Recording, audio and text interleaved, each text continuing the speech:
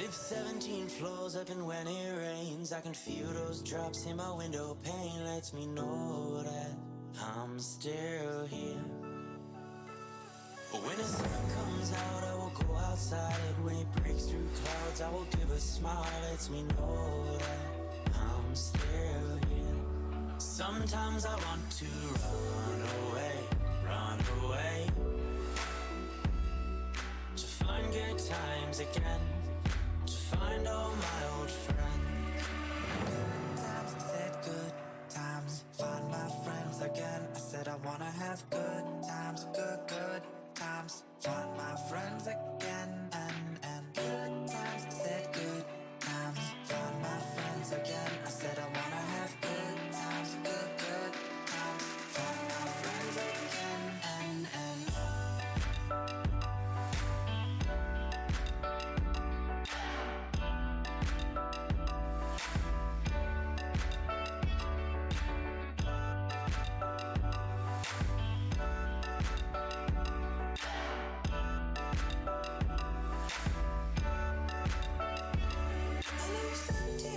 up, and when I cry I can see this city through my watered eyes. Lets me know that I'm still here.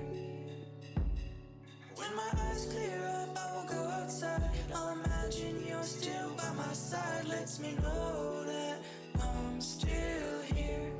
Sometimes I want to run away, run away, to find good times again, to find all my old friends.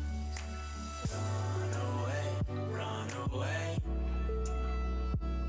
to the nearest place where I'll find all my old friends. Good times, I said good times, find my friends again. I said I wanna have good times, good times, find my friends again. And good times, I said good times, find my friends again. I said I wanna have good times, good times, find my friends again. And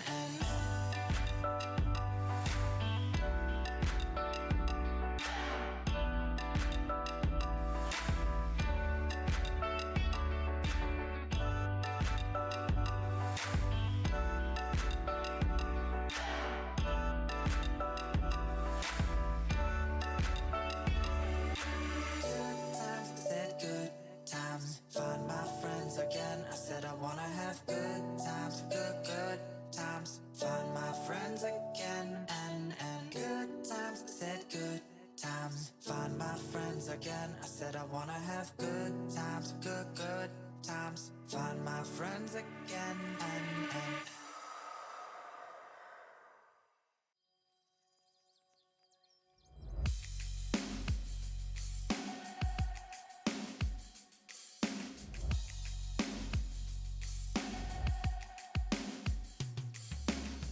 this town with the speakers loud and the radio playing old Sublime that we stole online, every verse we know. And we hadn't had a clue if we'd make it by noon or even where we'd go. We don't need a map, everywhere is home. We don't need a map, everywhere. The tank said E and we all agree that we're just too broke to fill it back up, so we left your truck on the road with Roan. Then we found a motel with a cigarette smell, so we knew we're close. We don't need a map, everywhere is home. We don't need a map, everywhere is home. Is where I can find some peace of mind and make my own way. I don't know where I will end up, but I'll find it someday. Keep on searching, engine burning while we're turning it around. But don't get left behind on the road. But don't get left behind on the road. Don't get left behind on the road. Don't get left behind on the road. We played Tupac Sharak and we turn our music up when he raps about hope. We hold our thumbs high and hope someone is kind enough to give us all a ride. we wouldn't have a clue if we'd make it back to or even where we'd go. But we don't need a map, everywhere is home. A Ford stopped on the street, said, where you trying to be? We said we don't really care, we'll know it when we're there. We took on down the road, he flipped on his radio, Santeria started slow, so we knew that we were close. Home is where I can find some peace of mind and make my own way. I don't know where I will end up, but I'll find it someday. Keep on searching, engine burning while we're turning it around. But don't get left behind on the road. Don't get left behind on the road. Don't get left behind on the road. Don't get left behind on the road. Don't get left behind on the road. Home is where I can find some peace of mind and make my own way. I don't know where I will end up, but I'll find it someday. Keep on searching, engine burning while we're turning it around. But don't get left behind on the road.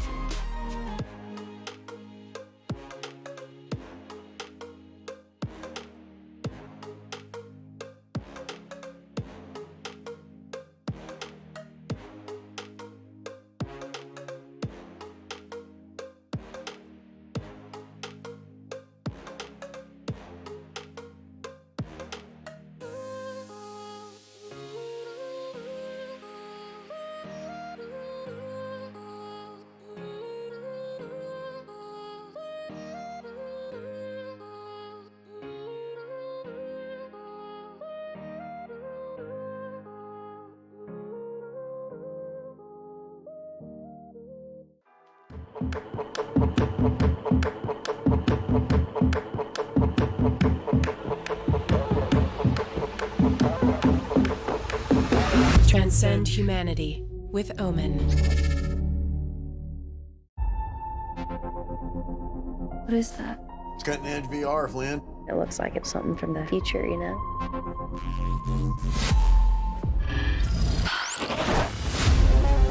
Flynn took a trip to future London, saw something she wasn't supposed to. Now people from there are trying to kill us.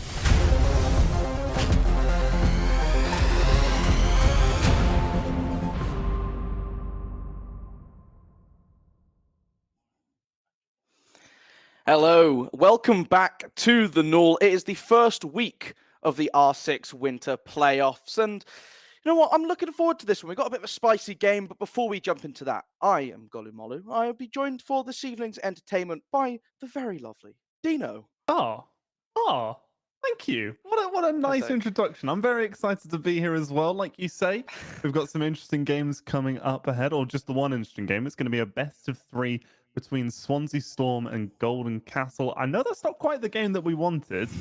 We were both looking forward to Nottingham Trent Warfare, but they weren't able to make it through. Golden Castle coming in clutch with the 8-7 victory just now. Yeah, I mean, you can see how the brackets played out so far. We've got the upper bracket, the lower bracket underneath, and some interesting results, which we'll just highlight very quickly. But Pew Pew falling down in the first round to Royal Bears, not exactly what you might have expected. Warwick falling to Exeter just spices up that lower bracket, but we are up here. Trent Warfare, they did not win.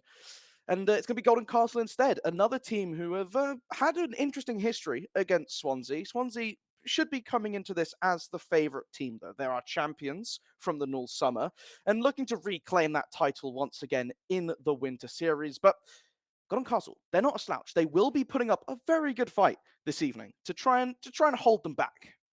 Yeah, absolutely. I mean, we were talking before about how if Trent Warfare made it through, we could fully expect that game versus Swansea to go to 44, 45 rounds. So if Golden Castle are able to play on as close of an edge to Trent Warfare as possible, we might still see that. However, we will admit that last week we did have Swansea beat Golden Castle. We don't quite know the score for certain, but that is, that is a recent matchup between these two teams, which Swansea came out on top. So perhaps it'll be more of the same. Perhaps it'll be a nice quick 2-0 and, Swansea will just go drifting on in towards the finals. But it wouldn't be a best of three if there wasn't that chance of, well, denying yourself sleep for an evening. And that is, something that we may well not end up in that environment. But I guess we'll have to find out as the two teams just getting themselves ready as we're waiting to figure out where we're going to be playing today's game on. And I mean, are there any maps you're hoping to pop up, Dino? I mean, I do just enjoy the classic maps especially when it comes to University Siege. When you bust out the Oregons, the clubhouses, maybe throw in a little bit of cafe because now we're into best of three territories, and that's where cafe comes out. Like keeping it nice and standard is generally what I like to see because in that way you can really examine a team for their fundamentals. However, something a little crazy like a coastline or a skyscraper is always just great fun to throw in there as well. Yeah, I think the skyscraper is one that I have to be honest. I'm a little bit impartial to. I do love me a good skyscraper game. I've been looking forward to seeing more and more of it since its introduction a couple of seasons back. And you know what? Finally seeing teams starting to get a grip of the map. They get to sink their teeth in right after it's been out for a little bit of time. And well, that just adds that little bit of extra spice to a series where you do get to figure things out. But you know, there's always that chance that we just see the classics. I think Villa is another one that both of these teams are probably going to be a little bit of a fan of. But while we wait for that to pan itself out, Dino, do you have a prediction coming into this one? What is your expected result? I mean, as much as I have a personal vendetta against Swansea for all of the times that they ruined my life when I was a player in Newell and other uni leagues. I do have to give them the edge on this. Like you say, they are the reigning champs. They are one of the strongest teams we've seen. I mean, there was the Staffordshire domination a few years back, but Yeah. since then it's been all Swansea. So I don't see any reason for that to end right now, unless you've got, a stunning counter prediction to come my way. Historic. Look, I've never at any point in the history of Null expressed any sort of bias in any way, shape, or form towards Absolutely one of not. these universities in particular. And I think that university that I have not shown any bias for, I think Swansea should win this one out. Hmm. I think you like Yeah. you mentioned that recent history, but I think it will come down to that map ban phase because on one aspect, right, you have this thing. If we see a lot of the standard maps, both of these teams, the fundamentals come through. We see them in their sort of purest form, right? And if that is true, and we get to see them both playing their top game on these maps, the better team should win. So I don't know if the plan here for Golden Castle is to bring something a little spicier to the table. Maybe you bring out something a little bit more frag heavy. You bring out the chalet, you bring out a border maybe, just to try and catch Swansea off guard. Because if you play into these fundamentals, like fundamental maps, a team like Swansea with a long history of a solid core together, that sort of natural synergy, cohesion does stay with you. Hmm. I mean, the big thing about Swansea as well is that yes, they've got their fundamentals down pat. Yes, they're really good at the default maps. But at the end of the day, they are just absolute fraggers as well. Like Yeah, Vabs can just walk into a server and pop heads. Although I yeah. do seem to be as cursed, so we'll see if that holds Now true you've said today. it. Well, who knows? He might go off and have the best game of his career. He might go 0-7. So one of those two things will happen. Are we flipping a coin to decide, or are we just gonna leave it to Vabs and see how his mood is? I think this is up to Vabs. All right. We've put the chaos out there into the universe, but if we try and meddle with it too much and try and predict it, it's just all going to fall apart. So we've got to let Vabs, churn through it and see what he can get out the other end. Well, looks like we're starting to see how this is piecing together now. As Swansea, they get to choose the first map, Clubhouse. Nottingham responding with an Oregon of their own, and you know what? That's definitely at least a little bit interesting with our decider also locked in. We kind of have border as the third map. So your standard first two border, a map that these players, these teams will know so very well. It's a storied map in Siege. It's been in since year one, season two. So it should be pretty comfortable. That reintroduction now will be interesting to see how these two teams have prepared it for us today, should we need it. Yeah, if I remember correctly, it was removed from comp play before the rework. So Yeah. this is still sort of a relatively new feeling version of Border within the competitive scene. I know that lots of people don't particularly enjoy playing it within ranked, so it is a little surprising to see it get picked just generally in competitive play a lot of the time. But maybe that'll help bring out some more of that aggressive attitudes from these teams because it is just a really super close in map. You are so close Yeah. to each other at all times that's just going to be a mental map. If we get there, we do have Clubhouse and Oregon to get through, and that's going to put both of these teams really through their paces. Yeah, and keeping things, somewhat straightforward. But if you can innovate on Clubhouse and on Oregon, we've seen teams do it in the past, and when it works, it can work really well. It's something your opponents may not be expecting or seeing coming, and you catch them off guard with a nice little pocket strat. You see lots of Amaru, especially on Oregon, starting to just pop up here and there as a nice little cheap way to try and sneak rounds in. Right, you create that diffusion, you create that chaos, and just jump in a window and go absolutely ham. And you're looking at the players on both sides of the lineup, right? You got Hmm. players on Swansea, Vabs. You can see him doing that. You can see Tom on Job doing that for the side of Nottingham, right? There are players who have the ability here to just pick an operator and take a round into their own hands, and I'm kind of here for it. Oh, absolutely. I mean, sometimes, amazing team play is what you want to see, and you want to see everyone working so well together. And then the other times you go, do you know what? Just walk in and kill 4 of them. That'd be really fun. And these are teams that can offer you both of that a lot of the times. And actually, we've got the sides being picked as well. So Nottingham's going to be starting as defense on Clubhouse, Okay. which in one hand throws the ball into their court. But on the other hand, Clubhouse is always designed by or picked by the map or the operator bands. If you get rid of all the hard breaches, all the thatchers and all of that, then it becomes very difficult for the attackers. But if you leave them all on the board, it becomes very easy for the attackers. So, I mean, there's still a lot of potential with this one. Yeah. Okay. I don't know how far into this we want to go, but the more and more I see Clubhouse played, the more and more I feel like this whole map is in the attacker's hands to lose a lot of the time. And and maybe that's not the right way of putting it, but it's how I'm going to leave it for now. All right, we're going to roll with it because We'll roll with it. you're looking at this, right? Impact EMPs now in the game. That Thatcher ban doesn't happen as often, and if it does, you have alternatives. Lion, Dokkaebi, Monty, if you're feeling extra spicy. You Osa as well, who's growing in prevalence on Clubhouse. You have these operators with the tools to fill that void that a Thatcher ban creates. You look at the other side of things as well, then, right? That Maverick, quite likely to go. You're looking at things like, I don't know, maybe that Hibana keep basement hatches locked down. But ultimately, you still have plenty of tools available to yourself now as attackers to kind of compensate for these losses in the ban phase. And you're looking at a lot of the sites. When you open up at 1, 2 key walls, you expose a couple positions, it becomes a little bit easier than historically it might have been to take these attacking wins on Clubhouse. There's a reason why teams are leaning away from CCTV and Cash, a site which historically was always deemed as the go-to, the safe one, the auto win for defense. It's changing up a little bit. Oh yeah, I definitely think that the meta shift on Clubhouse has been moving for a while towards the attackers, and it is definitely a strong pick for them. But there is still the fact that you do need two forms of hard breach, and you can use the secondary hard breach gadget to get the hatches as well, but you are committing a lot then to them being on the downstairs site. And those secondary EMPs, yes, they do give you the ability to get rid of an Electroclaw or some bandit wires on a specific thing.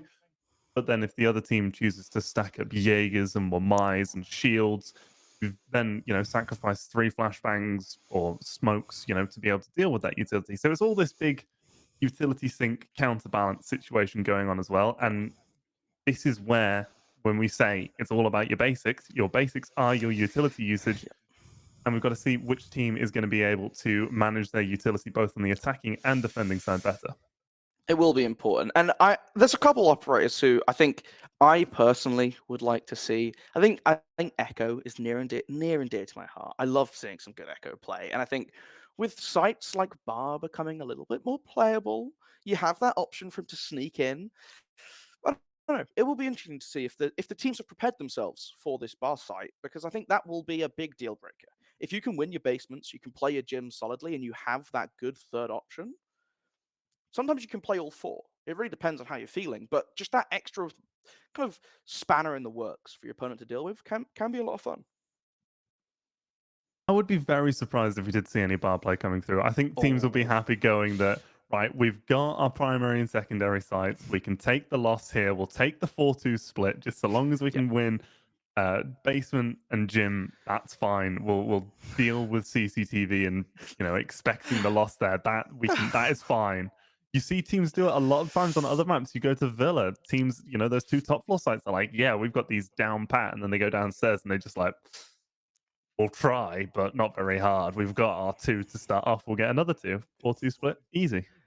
I just have to try and will it into existence. I can't not try. All right, I want to see it so badly. Like, yes, attackers, if they know what they're doing, they can win it. But there's something magical about seeing a bar stock.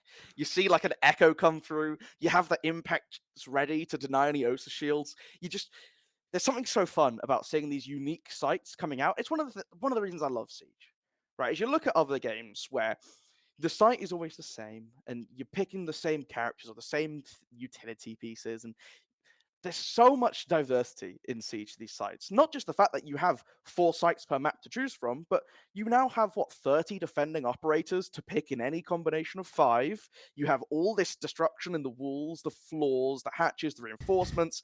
Mate, there's too much going on, but it just, if you see that team that's cracked a site, chef's kiss.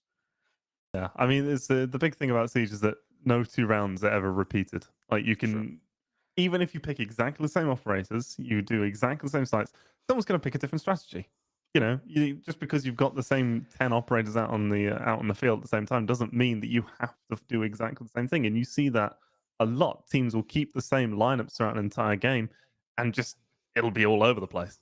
everything will be different every single time, and that keeps it really refreshing and interesting. And I do think that if we get down to a bar, it will probably be Swansea pulling it out, and it will be a messy round. It will just be very messy from start to finish. There'll be spawn peaks. Vamps will be going for some shots over by Adam, and like that, it'll just be an absolute just state of a round, to be honest. State of round sounds kind of fun though. Do you know what I mean? Like, especially as the series goes on, right? You're looking at Clubhouse, Oregon. If we've seen aggressive rounds on Clubhouse and Oregon, and we need that border to split the difference between the two, you can guarantee that will be an absolute banger with the amount of like spawn peaks, crazy runouts, just different options available on a map so small as border that you're forced to get a little bit more creative with how you look for these kills, especially on the defensive end of things. I'm looking forward to it. Oh yeah. And just when if these teams both go for the aggressive mindset to begin with, this is going to be an incredibly fun game to watch. But if they both go for that more laid back, settled back, slower, more methodical approach, which I don't expect we will see, it'll still be a very interesting game to watch, and it will definitely come down to who has got their fundamentals absolutely done, dusted, put away, sorted. Yeah, well, the bans coming through now. Habana off first. The Hatch Queen not going to be available for our first map of the series, at least. And you know what? There are still ways to deal with this. It obviously hurts, and it makes impact tricking just a lot stronger, right? Because you can no longer set them down in sets of 2 pellets. But you have the hard breach charges on a couple different operators scattered around your lineups. You have access to other hard breaches as well. Usually teams have a plan in mind for this ban. The Nook coming through as well. I mean, this is another one of these. You just see it so often. Having a Nook sneaking past cameras, that's one of those sets of frag grenades, which are a lot rarer than they used to be as well. But Swansea, their second ban, Decade. Again, keeping things kind of clean, kind of standard for us. Getting the Cade off the board means that you don't have to worry about Thatcher or even bringing those secondary EMPs when you're going for what you know is going to be a basement attack. So it does free up your operator selection a bit more. It does give you the opportunity to bring something like a Buck, who has those can openers, and then can just open up all of that floor in the hallway to give you those line of sights down. And we are going to see Vabs, as I mentioned it, pick up that Buck. And he is a bit of a Buck fan, that man. So I'm expecting good things here. I'm a big Buck fan, so I judge people who play Buck very heavily. Is that going to be the deal breaker for the round for you then? It's going to be how does he use that skeleton key? And you also got the Gun 6 and you got the can openers. I mean, you've got to be pretty careful with yourself now on Buck, right? It's a little bit more valuable than in previous years you might have been. Oh, absolutely. Buck used to just be, you've got a shotgun, you've got some nades, bring your nades, open up a soft wall, go see what you can do. And now it's like, no. You have to stay alive. You are the linchpin of the flex position in this lineup. You are what helps make everything else go in the round. So no being silly with your life here, mate. You've got to get it done, and you've got to do it right. And I think that is a big challenge for a lot of players, particularly people who have played Buck for a long time. You've got to, change up your attitudes going into it. But when you've got something like a Sledge still available, which we do see Marv picking up, I expect that's going to be the more aggressive role, along, of course, with the Diana. Yeah, and you can see Fluffer's looking to try and get up sneaky on the top floor, try and have that presence upstairs, just to force Swansea to be a little bit more careful about clearing out the map, right? You can't leave any of these spots unchecked, because that alibi with the 1.5 for the time being will walk up behind you and will make you pay for it. Currently playing around in construction, just giving themselves some fallback options, opening up the construction hatch. The drone army starting to fly through for Swansea, though, but no one quite close enough to take advantage. I say that, though. Vabs just binned off the brip. This is what I mean. I start casting Vabs, he just... things like that start happening. We are going to see a trade come back straight away, though. Matthew on the Thatcher is going to be able to get rid of his nemesis of the Bandit. Symbology off the board nice and early as a little bit of a one-for-one trade, but Floff is going to be able to get out of there and could potentially still wreak some havoc. It's the timing on this garage swing, but Liana is going to make it up the stairs, and I don't think he's going to get any more aggressive over towards the garage, but he is going to sneak up red. Oh, there's so much potential with the timing here. The Iana Drone's going to clear out cash, but he's going to be able to push up the door. The Thatcher sneaks around. could have so much potential. Oh, he gets the kill onto the Iana. I just couldn't think of anything to say, but now he's going to make a run for it. Get down, Red. Get down, Adam, potentially, and get back to safety. Well, does make things a little bit awkward here now, right? Is you now have to double check this space, and yes, he's in the basement, but you can't count on it because they thought he'd fallen back before, only for him to re-emerge in their back lines. And now I think that they've got this top floor control. They should feel a little bit more comfortable just clearing out lounge. But a minute left in the round, not quite as much work done on the rest of the map as you would have liked. Spack on that Thermite only now being able to open up this hatch down towards blue. Because the rest of the map hasn't really been going in their favor, right? They lost that buck. They lost those 2 hard breach charges very early on. And they still have 1 exothermic to play with, but 40 seconds left on the clock now. It looks like it's going to be a very one-dimensional take, but 3 members of Nottingham all lurking around Gen waiting for it. Marv finds the first with the Floff, though. But there's a delay. As soon as that kill comes through, that explosion out the site doesn't happen. Those nades and flashbangs have all been useless, but with a shotgun at close range, Matthew gets put down. Now it's Marv sitting above this hatch with this diffuser. He knows where the shotgun player is, but he's not really going to have much choice. He just drops down, sees what he can find.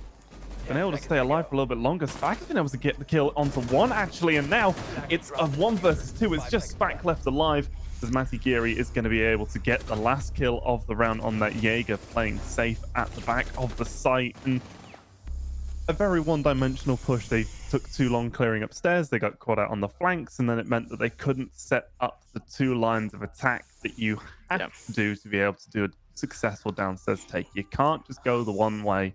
You have to pick 2. Yeah, exactly. I mean, you lose your second set of hard breach charges so early on into a clubhouse basement hold. It's going to make just everything much more difficult for you because you don't have access to all 3 hatches and dirt now. And opening dirt is that big sort of caution point for a defensive lineup, right? You open it up early on into a round, and then maybe you'll come back to it later. If you do, you already have it open. You're not going to make any noise getting in. You can just try and creep up and get some advantage, maybe get a pick from it. If you don't need it later, they still have to worry about it. They still have that sort of niggling voice in the back of their mind. But instead, able to deal with most of the threats very early on, take the round pretty comfortably, and get to move on to their second. This time going for that CCTV and cache, which we talked about in the prelude, right? Was this a site that teams were gonna be bringing out early on into their rotations? Were they gonna favor Jim? Looks like Nottingham still pretty comfortable in the way that this site plays out. They've got that bandit who is gonna try and lock down some of these walls, at least for a good bit of time. But we'll have to see. Are they gonna try and? It looks like they might even try and trick it as well. If they do, that's very dangerous and will again come down to the strength of Floff's roam, because you can cook nades and Zephyr charges and have them land directly underneath the bandit's feet, so just completely negating all of that, and might as well just not have done it in the first place. But potentially this could work out.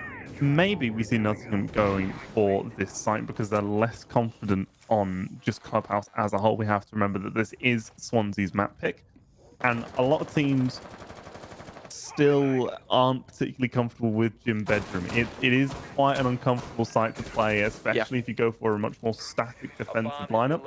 And if we're going to see 3-4 players from the side of Nottingham sitting on site every round, that's not an ideal way that you want to play Gym. Oh, the swing onto the window doesn't just get him 1, it gets him the second as well. And another round where Nottingham are just getting an immense advantage early on. You have to be more careful of this kind of swing from the CCTV window. You have a second player there. You have a second player ready.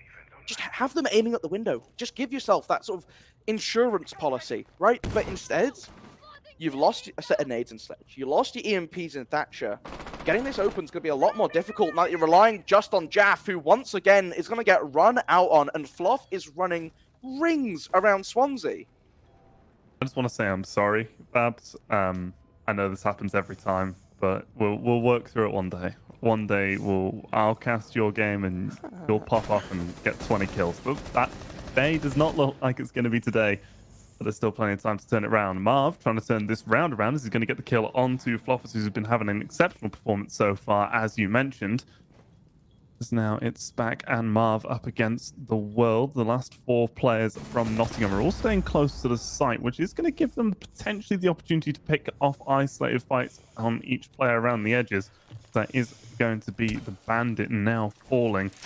Marv is now going to be taking one of these drones up and clearing through the other side of the map, making sure that Master Bedroom is all clear. Potentially allow them to get another angle on, as that CCTV breach is still closed.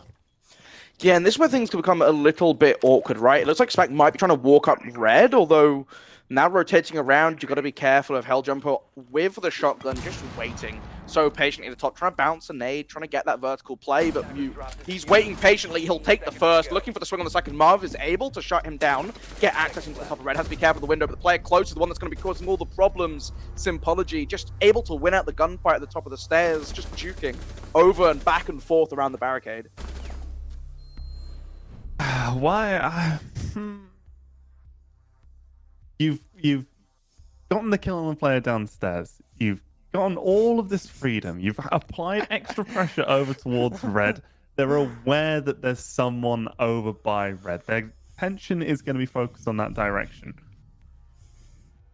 You clear all of downstairs. You go all the way over to the main stairs. You send up a drone. You clear out all of Master Bedroom and construction. You know you can take that space and potentially get a pinch onto someone. Yep. Why would you get into construction and then drop and let everyone know where you're going? Well, you see, that's an excellent question, and I don't think that's one that I'm qualified to answer for you. I too was just as baffled, especially when, okay, you're looking to push up red stairs, and I get the idea of wanting to have this trade capability, because we saw it happen, right? You have Hell waiting at the top of the stairs with that shotgun, gets back. The second kill comes through, you get that space, you take control of top red. The problem is, the other two were just watching it, right? There was nothing for them to worry about after they know the last is there. And maybe having that extra threat from construction doorway might have helped. There's also the possibility that Spack dies and then they sit back in a 1v3 and just hold lots of different angles and you can't ever walk in. So it's a bit of a tough one to kind of evaluate. I agree, having more angles could have been preferable, but I can see where they're coming from in terms of just wanting that security. Yeah, I mean, there's the, do you go for the trade ability or do you go for being able to isolate multiple different gunfights and taking each player? But we also had, Jaff had a spare nade in pocket. There was then, because of the time, there wasn't really much droning going on. They went for a free nade onto a predicted spot instead of trying to take someone out. And here we see Fluffer's getting down, but he doesn't get eliminated. He is going to be able to run away as we actually see Helljumper be able to get the kill onto Fabs in response. I am so sorry, but Fluffer has been able to get revived. And we'll stay in this one. Yeah. I was about to say he's broken the curse, right? He's overcome all the setbacks you've put upon him, but he did get caught out, so we can't quite say that yet. Still waiting another round for that to be the case, but now looking at this setup, they have the jacuzzi wall open, they have the EMPs coming through to try and give them that access into bathroom, but it looks like the Bandit is going to be trying to trick this one out. Cypher doing a good job of keeping that mirror window alive, which relays a lot of information onto that breach and is quite hard to overcome. It looks like they're going to go and try and invest this last EMP just to finally shut it down. Don't know if it's going to be enough, though. Looks like he's been able to get that bandit wire back down, as we do see Matthew was up on the roof, got down, but has been picked back up. So it's 320 health versus 420 health. There's less than a minute to go. There are still 2 players outside this breach. Marv, though, is going to be able to get the kill onto Floffers. That's the low HP player from Nottingham earlier on, and now eliminated as Jaff loses about half of his HP due to some explosion-related incidents, as Bandit just gets that peek, using the mirror window perfectly for one, as the mirror herself chimes in with a kill onto Matthew, and now it's a 2 versus 4, and just the wide swing coming through, and that's going to be it. Helljumper finishes it off with the kill onto Marv, and this is looking like an incredibly convincing defense coming through from Nottingham. All 3 of their sites now won successfully. Yeah, and that's always a little bit of a worrying sign. When you're coming up on that attack, you lose all 3 sites because the defense get to rerun that same rotation. And if everything stays the same, should nothing change up from the side of Swansea, That's a 6-0 you're looking down. Obviously, that's not how it works. I know. Don't worry. There's still hope for Swansea. All right, we're not writing them off, but it's going to rely on a massive change-up in the openings of these rounds for them. Because too many times, Dino, they are walking up, they're engaging into these gunfights and losing them out without information being relayed. They're having drones come through. They're doing a great job of spotting out where these players from Nottingham, specifically Floffers, specifically Helljumper, they know where they are, but these drones are getting shot out, and then they're swinging without that information again. And information doesn't last that long in Siege. It doesn't work like that. No, there's about a 7 to 12 second expiry life on any information that you get. By the time that you get it and call it out, the timer then starts, and if in about 7 to 12 seconds if nothing actionable has happened, it's basically all info, and you have to check it again. Yeah, it's a write-off. So, like we say, we're seeing some of that good droning coming through from Swansea. It just feels quite disjointed from them at the moment. I think that's the right word to use. They're not getting into that flow state that we often see from them, where it's, drone, kill, next position, boom, boom, boom, working through. It's sort of, they get that info, they're not able to secure the kill, they then get traded, and then it snowballs in the favour of Nottingham, and maybe this is the changing of the guard coming through. Maybe Nottingham going to be able to take down Swansea and could become the new favourites. Well, that is kind of how the progression of Uni-Siege works, right? Is you have players drop out. I say drop out, I mean they complete university, and they're no longer eligible to play because they're not a university student. Yeah, exactly. Yeah. Come on, everyone knows if you're truly committed to the Rainbow Six Siege University team, you do a Masters. That's just how it goes. And then after that, you do a PhD. And then after that, you become a lecturer. Exactly. You never leave. All to play Siege. Exactly. Don't see anything wrong with that. Yep. The real reason to do a Masters is just to play more Rainbow Six Siege. That's what you need to take away from this. Everyone who's considering it, who's on the edge, play more Siege. I mean, yeah, we'll go with that. We'll go with that. But as we've been discussing the pros and cons of further education after your university degree, Swansea have been trying to get some progress done on this round. They've been able to open up the stock hatch and do a little bit of clearing out, and they haven't been able to open up the kitchen or bar, and they haven't cleared out Floffers from inside of Strip Club. So a better start than last time, but there's still a lot of potential for this to go sideways and fast. Yeah, especially with all 5 members alive on both teams, it is going to be a little bit of a cluster. That's a good way to prevent any sort of danger from happening, right? Fluff has been standing around in Strip for so long. A great spot by Marv to catch him out as he's looking for that pick into the back. You take out that thermite before they can open up the breach, things become a little bit more awkward. That kitchen's still locked up, but it doesn't look like that's going to matter too much for them. The aggression on main stairs punished. Vabs able to get his first kill of the game and shut down that scary position at the bottom of the staircase, giving them this long corridor to control. 17 seconds left on the clock, though, Dino. They've got to make a move. They've got to start dropping these hatches, and that's exactly what they're going to do. The E1D gives Jaff the cover to get the kill onto Helljumper, moving in, getting that plant down on the doorway, but instantly Jaff getting caught out in the back. The cover is protecting this diffuser. Marv watching in, just commanding presence inside of the site, and Vabs watching the long corridor, gets the last cross as Nottingham tried to react to the diffuser going down, but the coverage was perfect. Yeah, a lot of that round relied on Fluffer being, the cat amongst the pigeons, and he was so on the edge of being able to pull it off. If he just waited, there was an Ella mine on the stairs. Ella was sitting there with the shotgun, commonly referred to as the Titan Killer, which is quite a convenient wordplay with what I was talking about before. Definitely wasn't planned. But there was this potential for this wonderful synergy where as a player starts pushing down those stairs, gets hit by an Ella mine, goes, I'm stunned, I need to go back upstairs. Otherwise, this Ella shotgun's going to chase me down. So Fluffer's able to get that kill, run away, hide back into Strip, and people have to spend loads of time dealing with him. Instead, I think he had a little punch hole set up on the wall. It looked like it. And that's just enough to give you away, and then it causes, Symbology to be more aggressive on that. Ella goes pushing up the stairs, and, well, Vabs isn't going to stay 0-3 forever. He's going to either go 0-4 or he's going to get those kills. And this time he got those kills.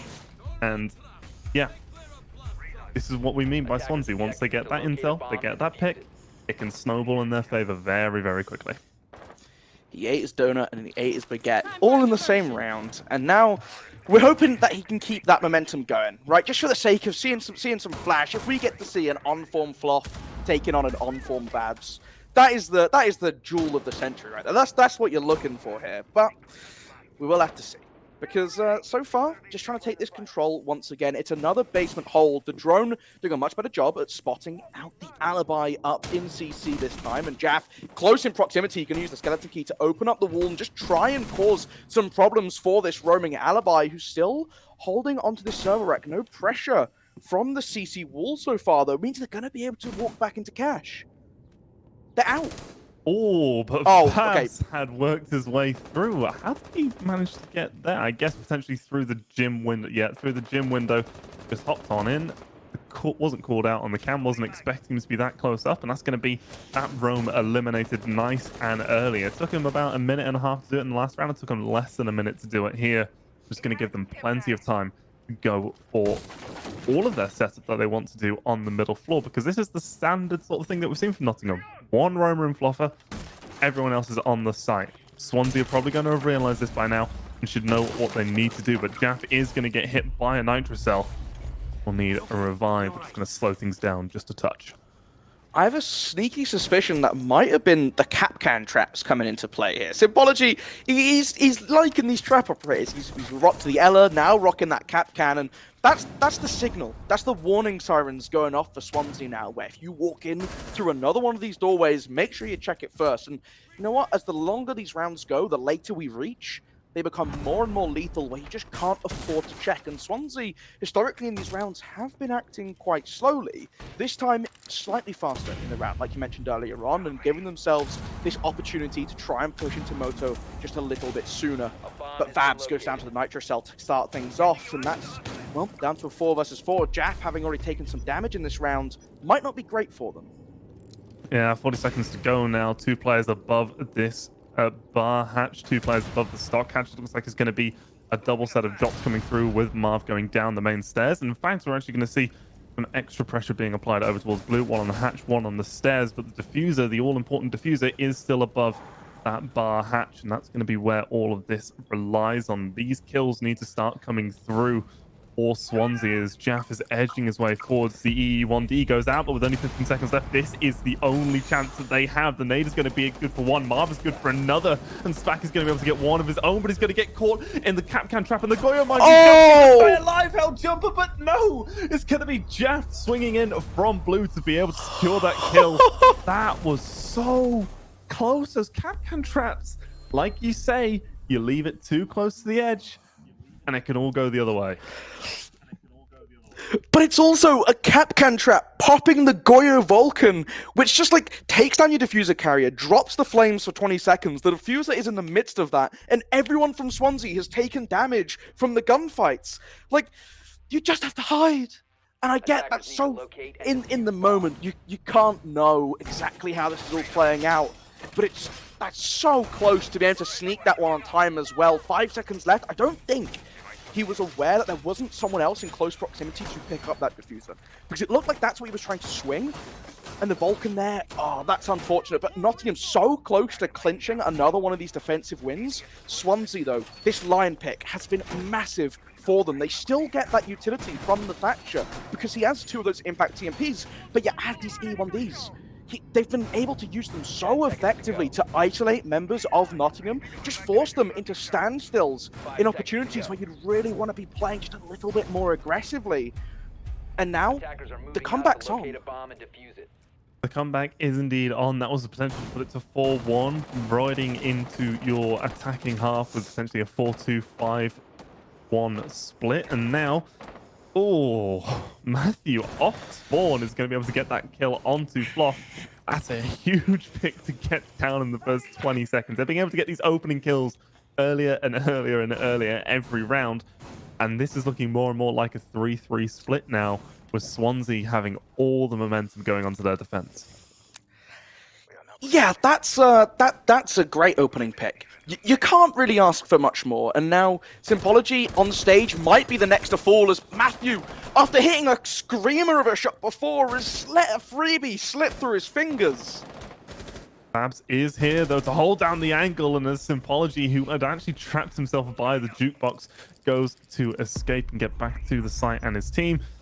He does get caught out, and Matthew is going to be the beneficiary of that one, as Vabs did get traded out in that gunfight. So now it is a 4 versus 3. Both roamers are gone, as Matthew, who is just torching them this round, gets a nade kill, this time taking down the bandit, meaning that that wall is going to get opened up nice and easily. A 4 versus 2 with a minute and a half to go. Matt is still inside of Garage. He's got all of these Wamai discs things set up around him. He's going to give him a little bit of help as the EU1Ds go off. Marv seems to have a brilliant idea as to where he's sitting. And now using the smokes to try and cut off these long angles from Garage, make it a little bit more difficult for Matagiri as Matthew just continues his demolition of Nottingham. The last alive is the Wamai. Uses the impact to give himself the rotation, but this Serveract doing a great job of just preventing all lines of sight to Spax. He gets this diffuser down, looking for the run out outside, but there's no way Jaff's letting that happen. He's watching it like a hawk. He knows exactly what they're trying to pull on him here, and he's not falling for it again. Bad teamwork. That's how you turn around a half. No, that was bad teamwork. Jaff should have let himself die just so that Matthew could get the ace. Although, I don't think it would have counted as an ace, because Vab's got the injure onto Jaeger. I think that's the problem there. Essentially, but it did show up with Matthew in the kill feed, so... That's true, that's true. I guess you get the kills, but like, does one of them really count? I'm saying yes. I'm saying it's been ages since I've seen an ace. I was gunning for that. I don't even like Swansea, and I was gunning for that. Is this a biased cast right here? Says you. I'm outraged, my good sir, outraged by even the slightest inclination of that accusation. Let me just find 6 months worth of VODs. Yeah. Oh, okay, fine. Yeah, don't. There's no need for that. No need for that. Yeah. All right, fine. You. But now we get to swap sides, and now Swansea get to play defense on their map pick, and we get to see what Nottingham have prepared for their attacking half. The gridlock being the instant thing jumping off to me is that, you know what, this is a very different operator. We haven't seen any of these flank lockdowns coming out from the side of Swansea in their attacks. They did swap into that Lion later on, but still fulfills a very different role to this gridlock, right? Still get access to those impact EMPs though, which again will help with trying to alleviate some of the pressure on your hard breaches, just getting open some of these breaches, some of these hatches that you want in the basement. Yeah, I mean, I'm not sold. I like gridlock in theory. On Cafe, okay, I can make a much better excuse for a gridlock because there's so much more destruction. You can use that secondary shotgun. You can do God's work with it. On Clubhouse, however, it's a bit of a stretch for me, especially when you've got Thatcher available, so you don't need to be reliant on using the secondary EMPs. Switch out the Jackal, put them on Thatcher, then you free up that last operator. Even if you want to keep it on some sort of roam denial, go with the Nomad at that point. You get the flashbangs, you get a much better air jab defense system. You get the works. Gridlock here seems to be a little bit of a weak choice. It could just be a personal preference thing. You could just be, you know, the best Gridlock player that we've ever seen. This Sympology is going to get the opening kill of the round, and it is going to be Vabs going down this time. As that's going to be the alibi off the board nice and early on. I mean, it was a good job from Vabs to stay alive as long as he has, right? You're a minute 30 into the round, only now cleared out of the top floor, but ultimately you would have been looking to cause a little bit more problems for them, I guess, right? Like, ultimately Sledge was kind of able to do that while the rest of the team were getting their jobs done, opening up kitchen, now getting these hatches worked away on. Marv at the bottom of these staircases is going to be an interesting position to keep an eye on because, well, if he can get this kill onto Helljumper, who's walking down looking to try and get aggressive, then this could be a massive pick, but nope, gonna fall instead to the opposing Aussie, and now low on HP, but he's able to back up the long angle being watched, potentially by Spack, but he's backed away just a little bit, giving that space up, and look at the kitchen's just completely destroyed. You drop something, you're not finding it again. I mean, as much as I hate to admit it, if Helljumper was on Nomad, he wouldn't have won that gunfight. The 3 armor coming in clutch shows he was True. able to tank some of those extra bullets, which could be a big swing in this round as Jaff is tagged and is going to get his head taken off by Fluff, who's picked up that buck. He's going to start to work his way on him, but that doesn't matter as the round just disintegrates before us. 2 quick kills coming through to close things out as both of the players left alive from Swansea decided to go for peaks at the same time, and that's going to be a flawless round coming through there. Yep, that was quite an impressive attack there. You're looking at the way they played it out, right? They get the control, they play it very patiently on this roam game, catch out Vabs, do good work on Kitchen, make it very difficult for any of these Swansea players to have that presence underneath the hatch in Armory. You force them out, you push down inside of Moto, you push down main stairs, and just walk into site for free. And the amount of angles they had open, just everything was open. And that was a big difference between their attack here versus Swansea's. Swansea, whenever they were playing it out, they were playing much more of this sort of, we'll move around the map, but we're going down 1 or 2 choke points, right? They drop blue hatch, they drop Moto hatch, and just rush in. Much more spread out, much more control acquired.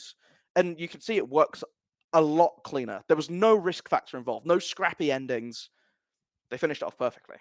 Yeah, it took them longer to get the opening pick of the round onto Vabs than some of the earlier engagements that we'd seen when Swansea were on the attack, but it did mean that they were in a much better position when it did come down to those final attacks, and they were, like you say, set up. They had their flanks covered. They knew where the risks were and had someone actively watching all of those angles. They'd been able to fully open up Kitchen, like you say, and they were just overall in a much stronger position when they went for their final execute. And that is, to me, part of what I did expect to see from Swansea, but Nottingham did a flawless execute there. I mean, it was a flawless round. They didn't lose a single player. Yeah. And flawless rounds are good. I think that goes without saying. If you don't die, it's a pretty solid job. You clearly understand what you're doing well, and now they'll be looking to run it back again for both teams. Swansea back on that basement site, feeling it is the superior site option. I think that's very understandably why. I think lots of people will agree with you on that one as well. Sypology doing a little bit of a more aggressive role now at trying to clear Vabs out of this top floor and forcing him back a little earlier on. They buy a minute of the round and just figure, you know what? Let's call it safe. Let's play down in this basement. Let's stick together and let's not lose any more value unnecessarily as well. Let's wait in the rest of the squad. Nottingham, they're trying to clear out, but Marv trying to run back from Kitchen, it looked like. Not quite sure how. Why was he in Kitchen? Like, that seems like quite a peculiar choice of hiding spot, but it hasn't worked out for them this time. I guess it's a case of high risk, high reward, and this time the risk is too high. I'm far too high. Far too high in my mind. They were doing such a good job of being able to get back. I mean, Vabs has been able to have an impact kill here. He's going to get the kill onto Floffers, who was that buck opening up the floor inside a kitchen. But I do believe Marv had a C4. That could have been used. You could have planted that C4 right underneath the doorway by Fraser. You know that Floffers is going to open that up and start bucking things. You hear that sound cue, boom, buck gone, nice and simple, and a lot less of these floorboards have been opened up. But, I mean, yeah, there was no reason for that risk. I got excited then, thinking Vabs might be going for impact trick. I forgot Alibi's a little shield abuser at the moment, so you bring the deployable shield instead. I mean, it makes sense to do. It's just a little bit sad not to see an impact trick come through. It's always good fun to see hard breachers waste their utility. As someone who's had that happen to me too many times, I like to see others suffer from similar fates. But now, looking for this control at the bottom main stairs, no one actually in kitchen, which is an interesting choice when you have it as open as up as they do, but using the smoke to give themselves that cover. Sledge gonna try and open up the wall. Matthew has to hold on tight, but they don't even know he's there! Matthew's able to get a double kill for his efforts. Vab gets a third as well. It's all on Helljumper, who's given away his position inside of Moto now. Has to find 3 as the team damage coming in onto Matthew. I'm not quite sure why he's taken that or where he's taken it from, but he uses the pistol.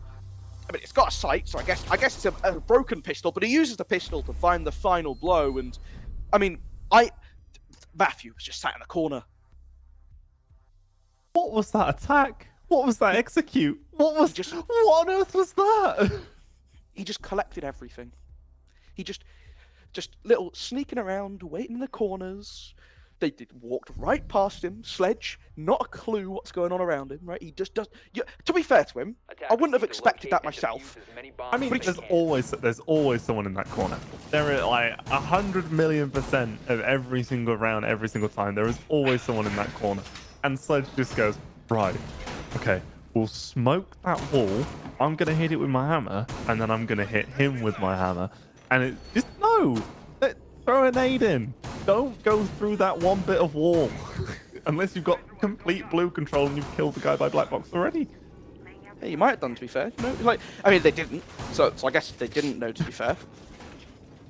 Yeah. Basically, listen to what Dino says. I've been doing this for, 1 or 2 weeks, maybe. He's seen it before. He knows what's coming. Yeah. The flashbacks, the PTSD from just players walking in past the common spots. But The T4 trenches, we've all been there. oh dear. Yeah, good fun. But you know what? That is unfortunate. And Nottingham, they lose a round in which they'd set themselves up very similarly to before, but now have to take on a whole new challenge. The first time they get to attack onto Jim, and the setup from Swansea is very much spread across this top floor, as you would expect, because you want to try and hold on to CCTV, you want to try and hold on to cash for as long as possible, because it just makes life a lot harder for attackers playing around these windows, looking into Jim, looking into bedroom, because you're always a little bit scared of someone just peeking up through that CCTV window. And so you got to take that space first. The drone's coming through to spot out the Wamai in this position, but those magnets, they keep charging as the round goes on, just continuously reinforcing this position, making it stronger. But so far, just a manual flank watch will do the job, as they have opened up the breach, and it looks like Fluffer's he's just walking in. They don't know. Dino, please, what's going on? I have no idea. He's inside! The bathroom. He's been able to get the kill. What are you doing? doing? Takes down How? back as well. Marv is rushing back, trying to save the round. He's going to get the kill onto Floffers to slow things down just a little bit. But now that this breach has been opened up, it's completely denying the rotations, aside from if you're Vabs, because he's just going to run around and not care at all. Standing on the off angle is going to be good for one, and that's going to be the diffuser drop. There is going to be a player now flanking up towards the main stairs. Oh, he's hit a pog mat! And he didn't see the frost mat. He's gone down and has been eliminated by Vabs in an instant. This round has gone from looking so promising for Nottingham to absolutely falling apart. Vabs coming back with the hero play, getting 3 quick kills to recover after Fluffer was able to slip the net. Marv is going to be sitting close, holding down both construction and these windows. It's going to be Matthew actually to come in for the trade, as Vabs is going to get the 4K in the round, and Swansea are going to get round 9.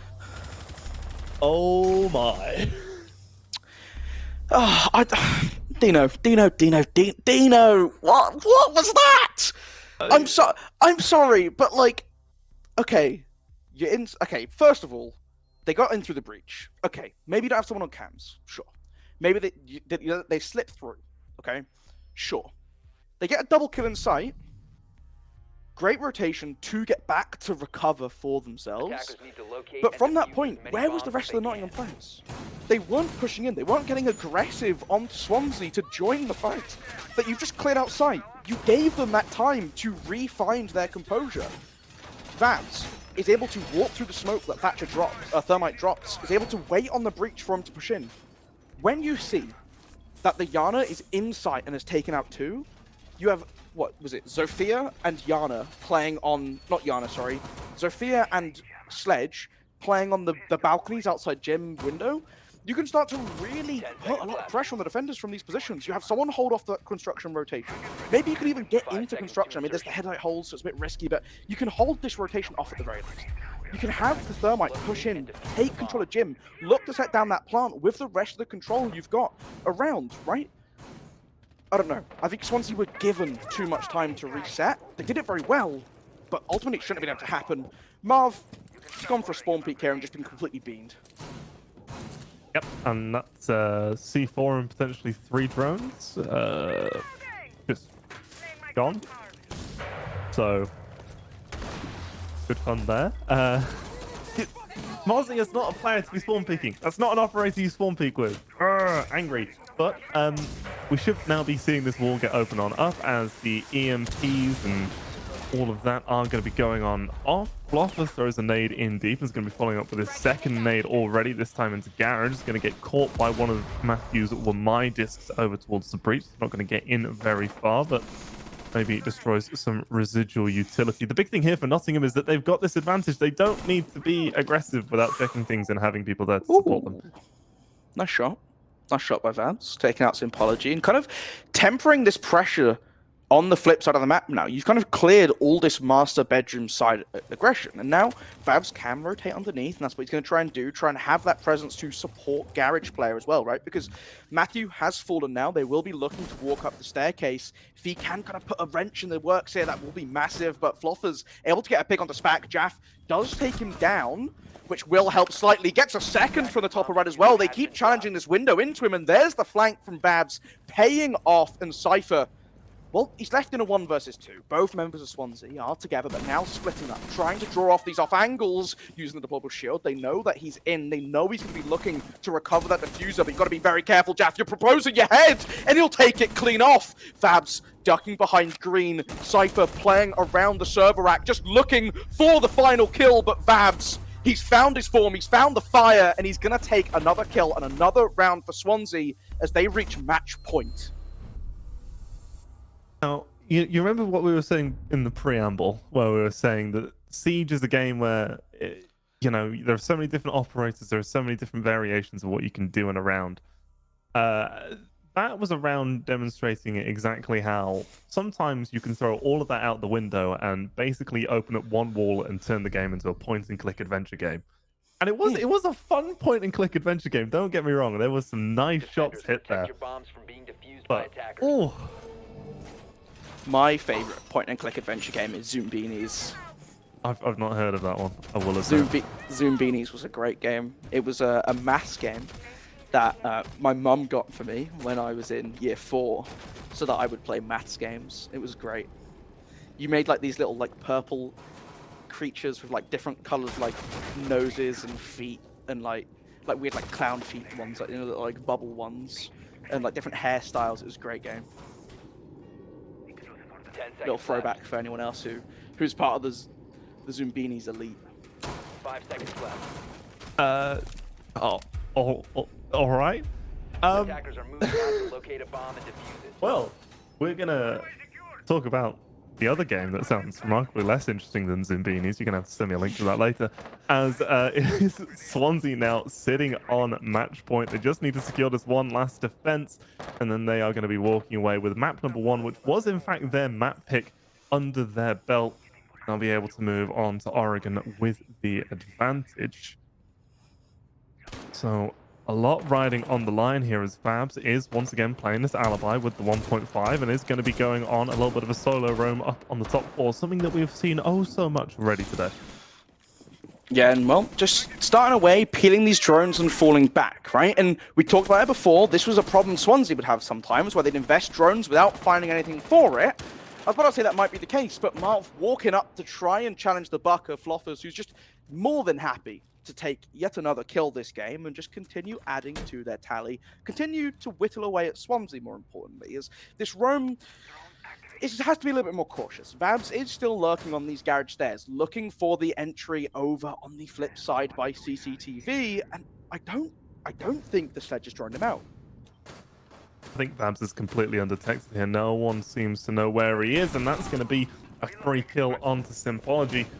And Vabs is going to be able to get away as well. No one in a position to go for that trade, but there are going to be 3 players now hanging around over towards main stairs as Vabs isn't going to get aggressive over towards bar. He is just going to go back down towards the site, keep man count even, not trying to play this in too much of a risky way, which is a very smart thing to do at this stage in the game. Yeah, and we're seeing Floffers going for this trademark take over by Kitchen, where they are just going to rip open the entire floor and get open that hatch, and pair that with the Jackal, who can grab any of the feet of these players downstairs, will enable them to force Vabs out of this position at some point. or another, but the breach being opened up now. Matthew trying to use the impacts to deny the rotation, but it's gonna get opened anyway, which will force him into a little bit more of a cramped position. But we saw what it did in this corner last time. There is no way Nottingham let that happen again, as Vabs has fallen now, trying to retreat out from all these holes being opened on up. Spack has a very important position now, trying to hold this long corridor from the shield, but I think the floor above him is getting opened up as well. He's now watching towards kitchen hatch. Matthew forced to be, well, dropping back now, as in the entirety of Church Wall is open, and Nottingham, they're looking for their final approach. And that Goyo shield was popped remarkably early, though, so Fluffer has been able to get this kill onto Matthew and will be able to push through the rotators. Jaff is going to fire off so many shots and not get a kill onto anyone. It's just Spack left alone. 1 versus 4. Fluffer's going to lose a lot of HP running through the fire, but Cypher is going to be there, dropping down from the kitchen hatch to secure that kill. Jackal did a great job of slowing down the Goyo and then being able to secure that final frag in the round. It's a 6-5 score line now, with Swansea still on match point.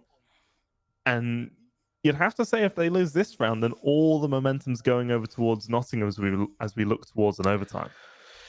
Yeah, and then it gets really interesting to see as to who has the advantage going in, right? Because we'd be ending at 2-3-3 halves if Nottingham can pull this back. Would you rather have the attack or the defense? I don't know what the option is there. I mean, Nottingham, they won each of their sites once and then lost each of them once. Swansea kind of on a similar trajectory at the moment, with a couple different attempts at this basement. They have to try and pull it off this time. They've won it once, they've lost it once. Well, they lost it twice now, actually. So, Bomb located I don't by know. attackers. That's a pass. Sure. I strive over 50%, so I won't lie. It's been... Exactly. These guys are uni students. 50% is as good as 100%. 10 seconds to go. Well, mathematically that's not true, but I'll allow it. Are any of 5 them math seconds to go. students? I don't know. We'll say I think not. so. Attackers I'm are going to heading assume out not. to defuse It's the probably. bomb. I think there's a couple accounting in there, so you probably should know how percentages work in accounting. I heard that's helpful for like bookkeeping and accounting-y things, but I'm no expert. I wouldn't know. I think that's the technical term, accounting-y things, like money. That's another a technical accounting thing. To do with the cash, yeah? Yeah, the cash dollar bills.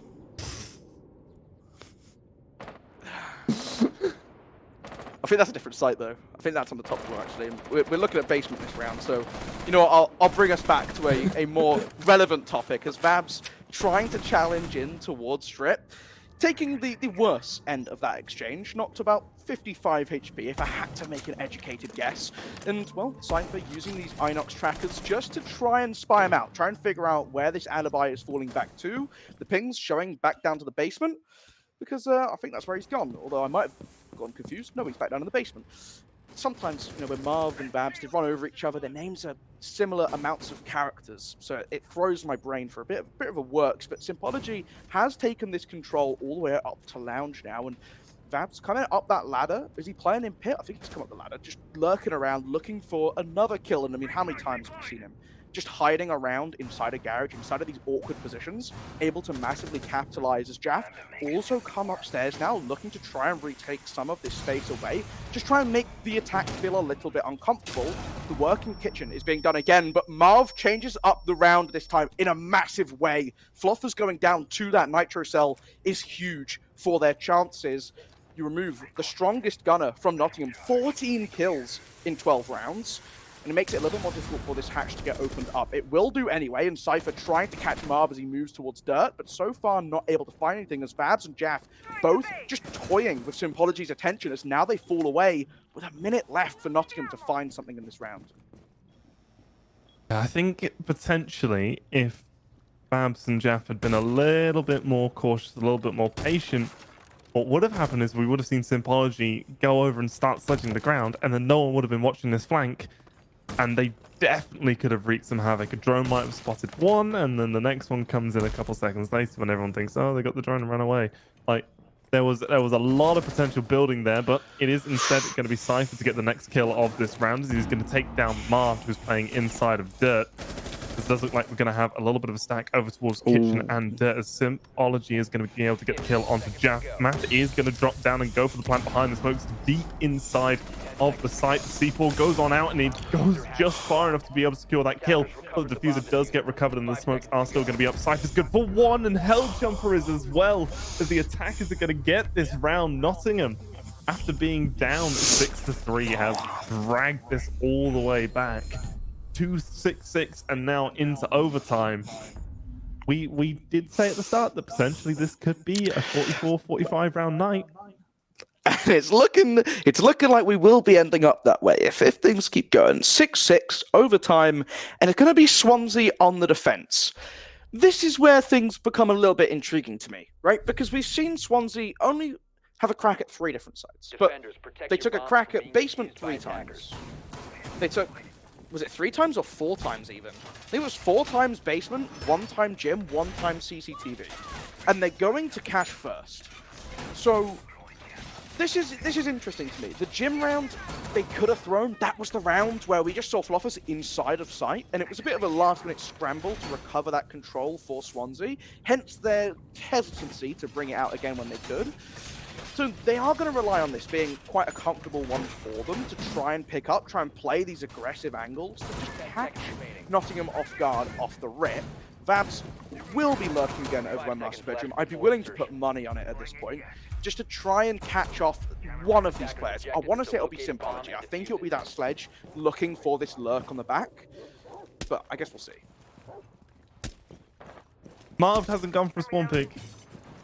That's a good sign. That's a huge sign. Yes. Again, not to slate Marv, just that you did die before. Twice before. Twice, yeah. Yeah, so didn't die this time. Well, yet, but didn't die this time.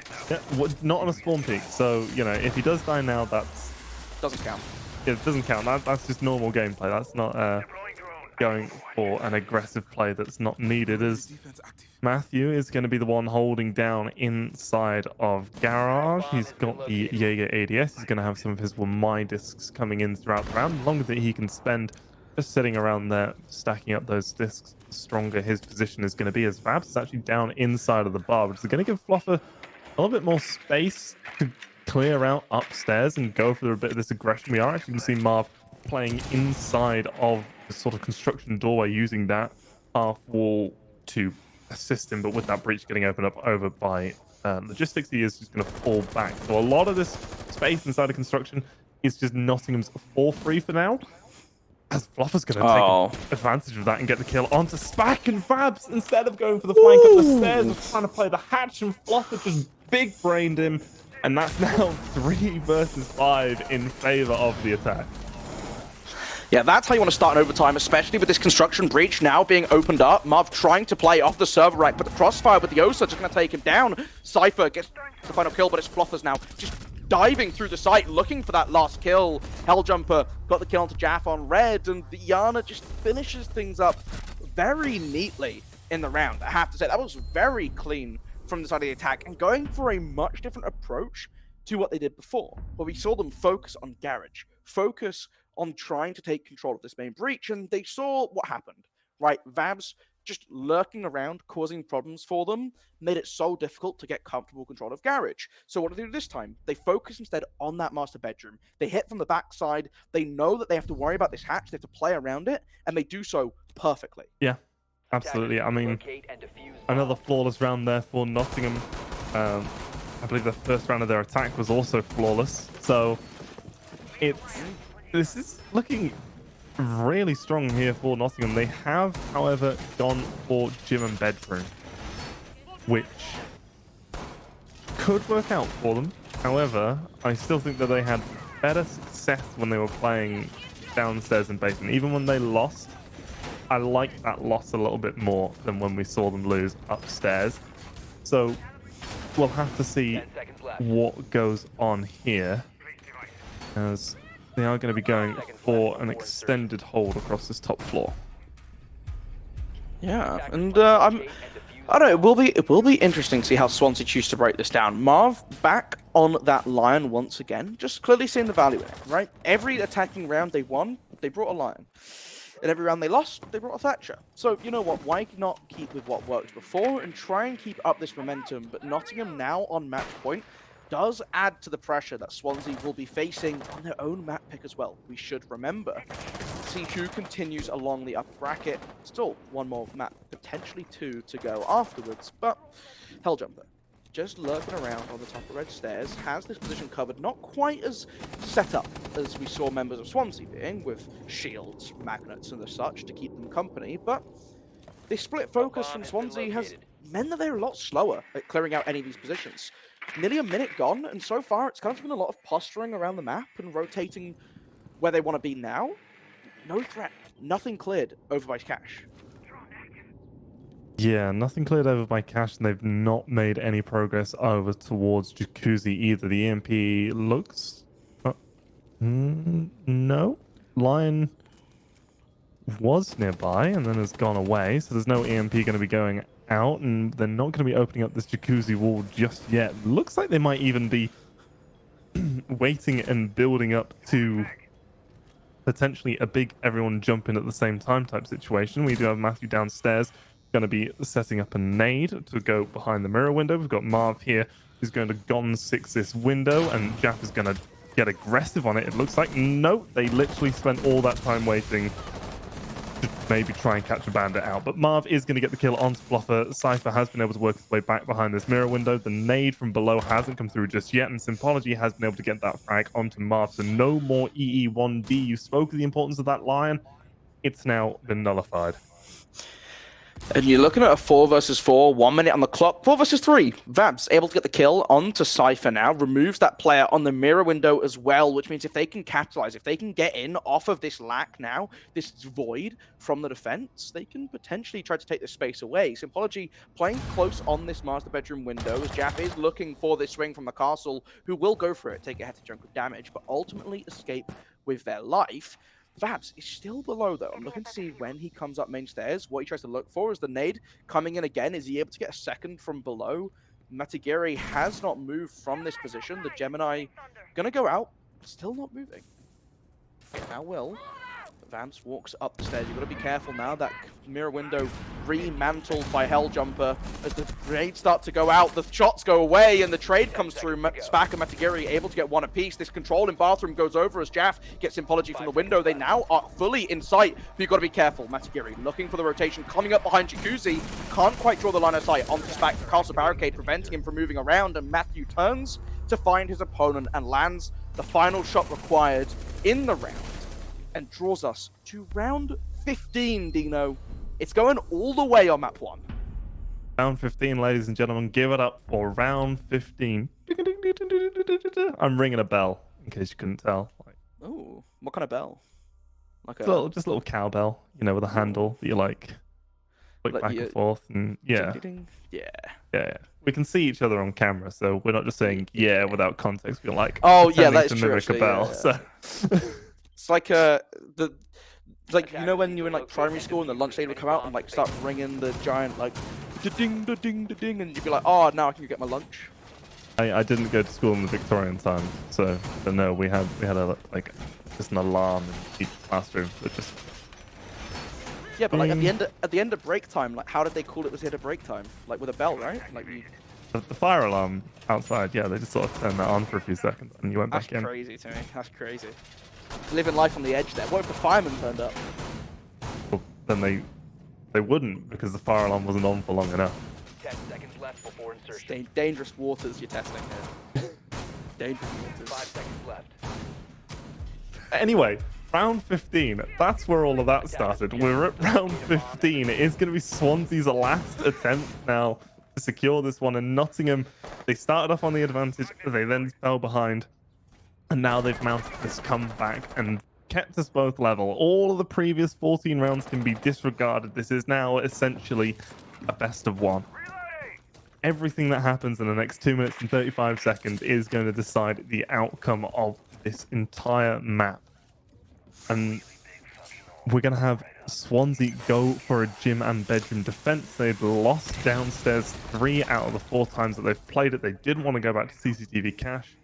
They're going back to the site that they've just beaten Nottingham on their own attack. The big thing here is that they haven't lost this Jacuzzi breach quite so early on, and they haven't allowed Fluffers to walk into sight and claim himself a double. Cypher already working away at these windows from gym and bedroom does mean that there's always that slight scare of an aggression through server, but holding this ace on the rappel, the rest of Swansea more than happy to sit back on their utility, but that is a critical mistake to have happen at this point in the series, at this point in the map. The last potential moment for Floffers to be the big player for his team, and he's taken himself out of the equation. Jacuzzi Breach has been given over. Cypher able to finally start clearing out red as Fabs goes down, but Matthew, still in this position in cash, is just playing it so patiently, and now you're looking at this posture from Nottingham. They're waiting to try and lunge on in. No one's here to contest Thatcher, who's been able to walk in. Might even be able to take this bathroom control away as he's walking on in, but has to be aware of the double swing from Marv and Spack, who will find the first. Now Matagiri striking out the smoke, but in a very difficult situation here on the Jacuzzi Breach, trying to use a smoke to give himself some cover to play around with.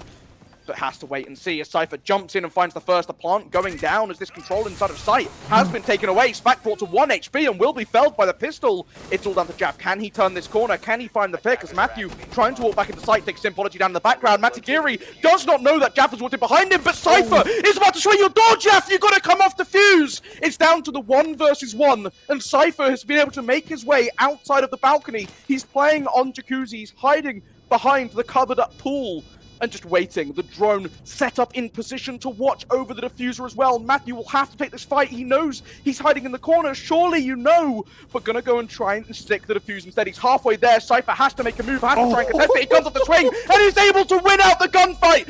Matthew stepping up massively for his team on overtime match point to secure Clubhouse for Swansea. Defender mission successful. Wow.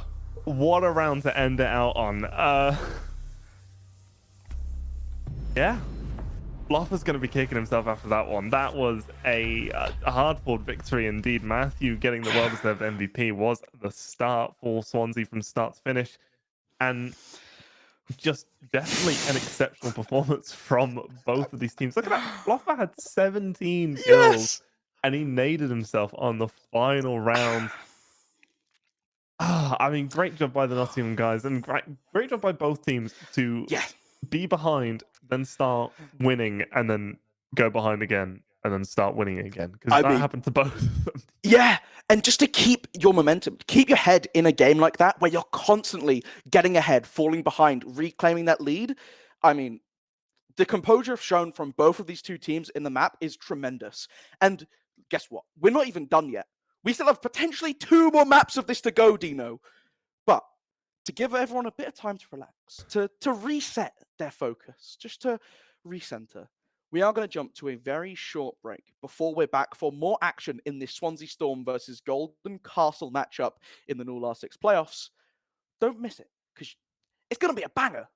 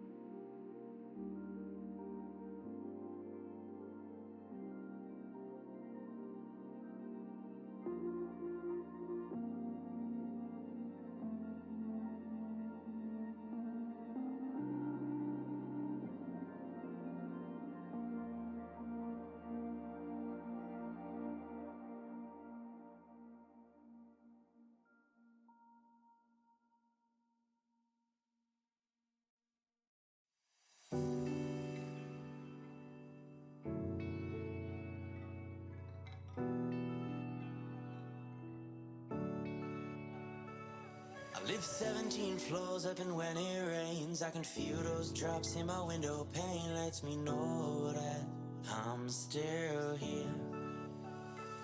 But when the sun comes out, I will go outside. When it breaks through clouds, I will give a smile. Lets me know that I'm still here. Sometimes I want to run away, to find good times again, to find all my old friends. Times I said good times, find my friends again. I said I wanna have good times, good times, find my friends again, and good times. I said good times, find my friends again. I said I wanna have good times, good times, find my friends again, and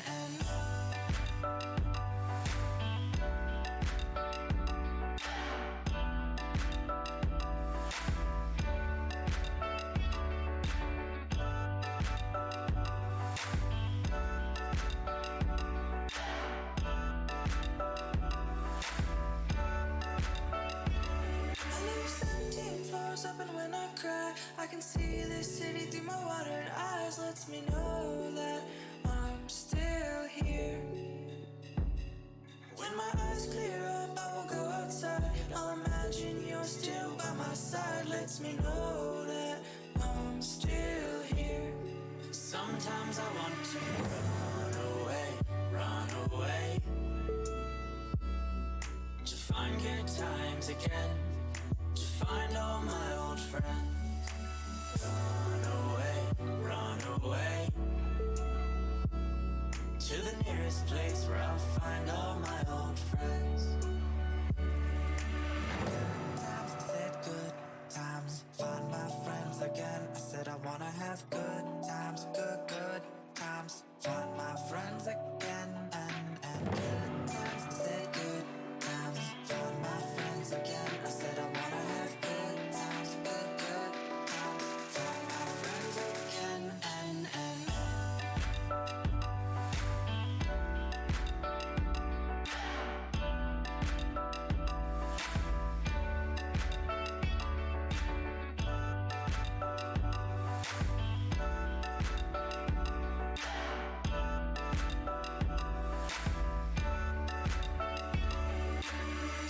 I said good times, find my friends again. I said I wanna have good times, good times, find my friends again, and good times. I said good times, find my friends again. I said I wanna have good times, good times, find my friends again, and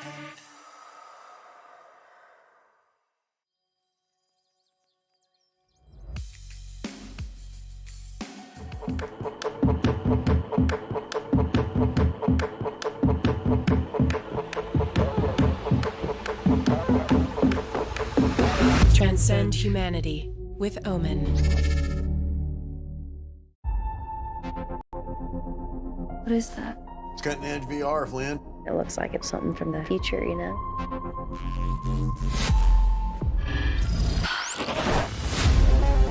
Flynn took a trip to future London, saw something she wasn't supposed to.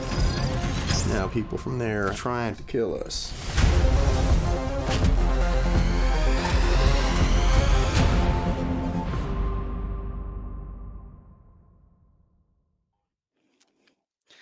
Those of us who were with us for that last game will certainly be excited for what's coming up, but those who weren't, you're in for a treat. We're going to Oregon to see the second map of Swansea Storm versus Golden Castle. And you joined. It's going to be me again, Golden Molu, and once again, you're going to be breaking this down with the wonderful Dino. And look, we're not leaving anytime soon. We might have map 3 on track at this point, Dino, but what are you thinking? I do think Swansea will take Oregon. I know it was Nottingham's Mac pick. I know that Clubhouse is very shaky, but for one, it's Oregon. For two, it's Swansea. For three, Swansea are starting on defense on Oregon, which That does help.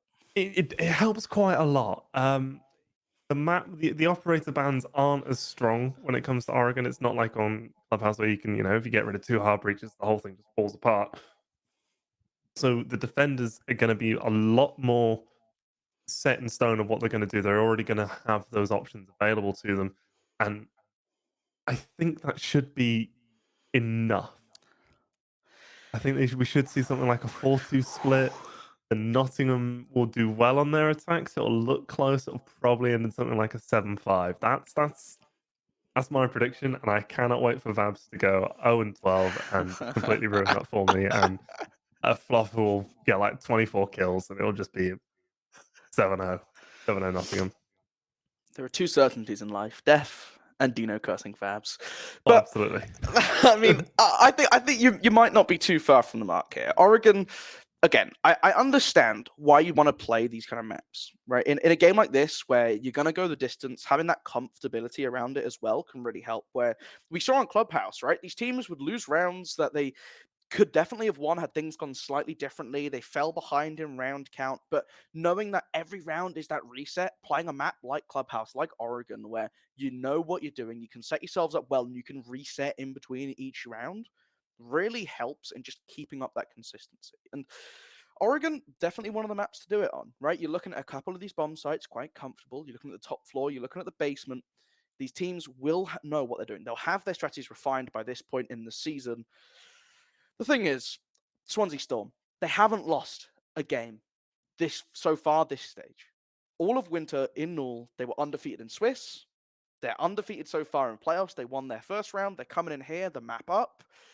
I think this streak just could keep going. And Golden Castle, this is the time to break it, right? You got to do it now. Oregon's do or die to force it to that border. I don't know. It's the attacks definitely can spice things up, right? And these teams will know how to attack onto Oregon. They would have played it many times. They will have that comfortability around it, and they should have a good idea of the sort of way in which they want to take map control away from the defenders. If you can do that on Oregon, you can end halves 4-2 up. You can end them 3-3 at the very least, right? And attack is gaining more and more power on Oregon. Absolutely. I mean, I think if we see, because this is Nottingham's map pick, it tells me one of 2 things. One, either they are absolutely red hot when it comes to Oregon, and they're going to come out and they're going to hit us with 7 different shades of attack that haven't been seen since 2016, and we're going to go, well, how can you even do that? And then it's going to be an absolute curb stomp. Or it's them going, oh god, oh god, oh god, we're playing Swansea. What's our best map? What's safe? What can we play? Let's go with Oregon. And if it's the former, I'm very excited. If it's the latter, I'm quite scared, because that kind of shows that maybe Swansea are in Nottingham's head a little bit. Maybe Nottingham aren't particularly confident in the rest of the map pool, which means if we do get onto border, Nottingham could completely fall apart in that case. Or in completely the other end, if Nottingham's Oregon is absolutely astounding, I'm going to have the highest hopes for them when we get to border, and we could see this turn into a 2-1 for Nottingham. Again, there are 2 possibilities here. I don't know which one it's going to be. I've got the one that I want to happen, and I've got the one that I think is going to happen. And what I think is going to happen is that Swansea are going to have a really good defensive half, and it's sort of just going to go from there. Yeah, I tend to lean that way, and I love a good little bit of copium, but I think ultimately you're playing a map like Oregon. I don't think while there are ways to revolutionize attacks. I mean, the biggest one I can think of in recent history was LATAM just turning up one day with Buck, Amaru, playing below, taking these big window takes, having that control of white, and just jumping in and taking control of bunks. That is a lot more common to see these kind of plays done nowadays, right? And that's kind of how Siege works. A team will do something, or a region will kind of discover something can work, and other teams will see that, they'll be inspired by it, and they'll find other ways to adapt and make it their own. And you start to see this kind of collective think tank. I think Oregon is one of these maps where we've just reached a point now where so many things have been tried and tested, and I wonder if some of the old strategies might just start to loop back around as niche sort of off attacks. I mean, you're thinking specifically on that top floor. you don't see teams focus on Attic quite as much as they used to now. Teams have kind of found ways to get that control around Master Bedroom, to get that control of Pit without necessarily having to invest time and utility in doing so. So it will be interesting to see how these teams have adapted to that, how they're prepared to attack onto Oregon. Yeah, absolutely. And like you were saying with the cyclical nature, a great example of that is Mirror. You know, she was at one point in time an absolute must pick on every single site that you ever went to ever, and just full stop. If you didn't pick Mirror, you were stupid. So then it reached a point when the operator bans were introduced that Mirror was constantly banned. So then everyone forgot all the Mirror players, all the Mirror counter players, and other things became strong. Then teams stopped banning Mirror, and teams went, "What if we just bring a Mirror on this site?" And it was like, "Oh my god, it's the strongest thing ever. We have to ban Mirror." And now it's sort of reached a good equilibrium. But you do definitely see these waves of like, we have to get rid of this, and it's fine, and absolutely useless. And maybe we'll start seeing some other things coming in, particularly when we get majors going on as well. I often find that teams who are watching the majors will see something, and then the next day will go, right, lads, we all saw that BDS attack on Bank, right? Okay, Yeah. we haven't practiced it, but that's what we're doing now. And sometimes it works. It's great fun to watch. It is, and it's always nice when people rediscover how busted something is, like that Mirror. And I feel like one that I would like to see more of is Maestro. Maestro was banned a ton, and now he's not in that favorable, right? And I think we've come off a lot of destructibility, a lot of frag grenade metas, and gun sixes galore. So you know what? I get why people are a bit hesitant to bring this sort of utility, but again, another operator, a little bit near and dear to my heart, where it's just like, you know what? Having that Alder, having those bubbles, just being able to tase away at people, Defenders, protect really your bombs fun. from being defused by And attackers. I don't know, maybe we'll see some Maestro play out here on Oregon, but I think it's probably not the most likely thing, as we're starting in the basement, and it's going to be a fairly standard hold from the side of Swansea. They still got that Alibi running. I mean, Alibi is just like this monster operator at the moment, right? You get the 1.5, you get a gun with very little recoil, with good rate of fire, deployable shield, you have the Bailiff for if you need to make rotations, or if you get caught out and you need to open up a hatch, or open up a wall and escape in a pinch. And then you just get the prisoners, which are just annoying to deal with as attackers. You chuck them in windows, you chuck them in pre-fire spots, and you kind of have to shoot them, right? Because we saw what happened on Clubhouse a couple times, where Vabs on the operator would just work his way into a forward position and just get a freebie because someone wouldn't shoot at him, thinking he maybe is a prisoner or just not paying too much attention to it. So it'll be interesting to see how that kind of helps them out holding onto Bunker, as that is the primary focus here for the attack a lot of the time. On a little bit of a unrelated side note, as Vabs is going to get killed by Helljumper, he was the Valk though, so those cams are going to be in position, but that does mean that Nitrocell won't be getting used. With the upcoming changes, the Year 7 Season 4 patch notes, Alibi is going to be losing her 1.5, and I think when she throws her traps outside, they're not going to be registered as a player, so you're not going to get that annoying warning. Yeah. So I do wonder how much that's going to impact her pick rate. I think the 1.5 has been a big reason as to why teams have taken it, because it allows you to have this super high rate of fire, playing these really long angles, as we do see, Matthew doing right now. He's over towards Big Tower. He's going to be playing down that long green hallway if he can. So maybe, in a few weeks, we'll see a big shift again as teams and players start thinking that, well, we don't really need Alibi all that much. Yeah, you grab someone else with that shield instead, because abusing shields is easy and fun. And Jaff just waiting over by lockers here. Large push coming in from Freezer as the rest of Swansea trying to adapt to this. Still that presence around the rear staircase, though. So you have to keep some of your attention diverted towards Helljumpers.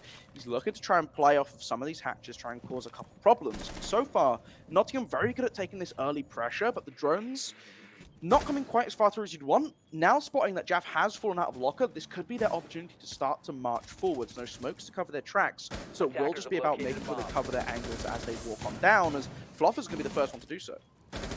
And he's going to be the beneficiary of that aggression already, as he's going to get the kill onto one. Helljumper's going to get a second kill in the round, as Jaff is going to be able to trade out Helljumper and get a follow-up onto Fluffer.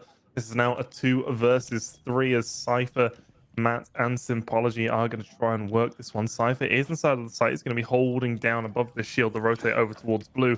Sympology's got the hallway. Masagiri is going to be going for the plant the swing with the shield to help him out as Jaff just swings and gets two.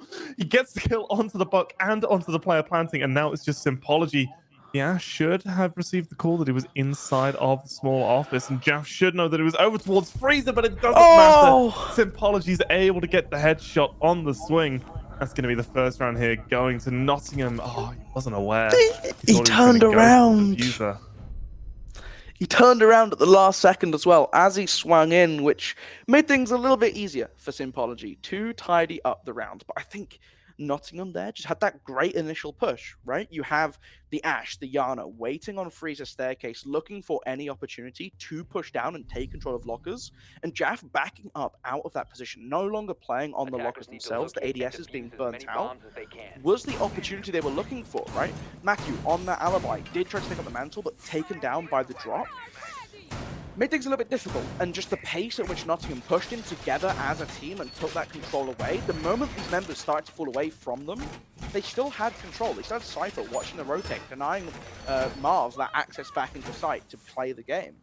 So it was just really clean, consistent, like coordinated push from them. Yeah, I mean the big reason there, of course, as to why Jaff wasn't able to get that kill and was looking the wrong way is because he was on for an ace, and I'm not allowed to cast aces. So, you know, it's unfortunate that it works out that way, but, you know, he put in a great 4K before that, and maybe next time he'll be able to give me that desperate ace that I want to watch, as we are going to be getting into the second round here. There's going to be a top floor defense coming through from Swansea. Understanding that while that round was close, it wasn't close due to any form of strategy that Swansea had. It was just because Jaff decided to kill almost everyone that kept that round close. So it's generally smart at that point to go, you know what, we'll give something else a try for a minute before we go back. Yeah, and just trying to play around in this control for tower, just making sure that no one's sneaking up behind you, dropping those air jabs to keep yourself safe. You said you preferred to see the Nomad over the gridlock, and here they're going to agree with you. It's just Helljumper trying to open up this wall, trying to get rid of that metal sheet.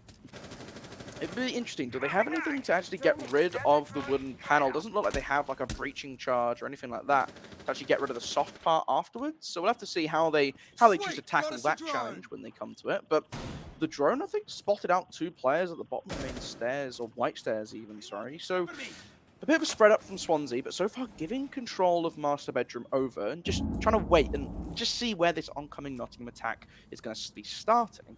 Things are slowing down a little bit in the mid-round. Looks like Maverick was able to get that wall open. I didn't hear the telltale sign of the metal dropping, and it did look like maybe he'd missed a little bit.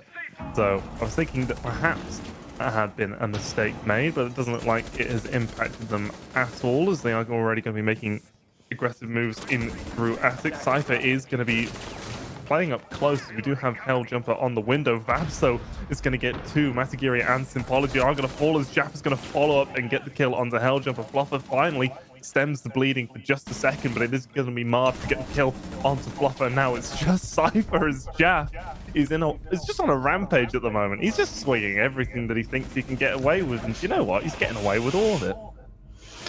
Yeah, it's eating all the baked beans, right? You eat the baked beans, you get the power up, you get the buff into the next map, and he's showing it, right? It's working out perfectly, and he's also putting himself in positions to find these kills. And that's the big thing, is that as Nottingham are starting tempering their approaches, they're looking for these opening picks, he's consistently just in the right spot.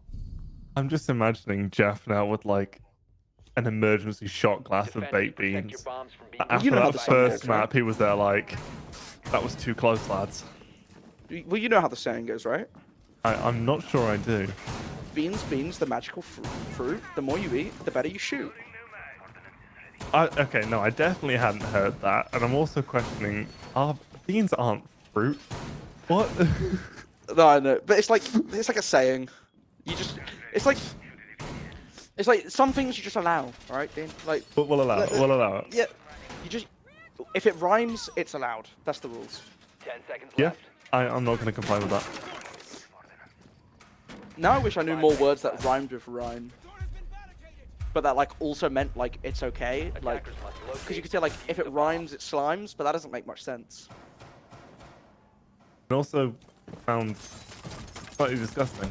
But yeah, all right, we'll move on from that. We'll revisit that later, possibly off stream.